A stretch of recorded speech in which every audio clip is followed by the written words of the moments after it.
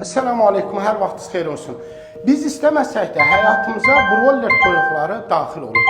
Necə həyatımıza? Qida rasionlarımızın artıq 80%-ni broiler toyuqlar əhatə edir.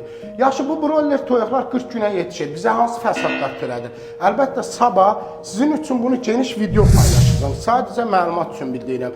Və unutmayın ki, övladlarınızın hormon pozuntusuna çox vadar edir. Bu isə kişilərin kişi xasiyyətlərinin dəyişməsi, qadınlar isə qadın xasiyyətlərinin dəyişməsini vadar edir.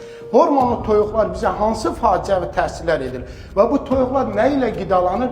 Bu haqda sabahki videomda möhtəşəm bir paylaşım edəcəm. İzləməyə davam edin.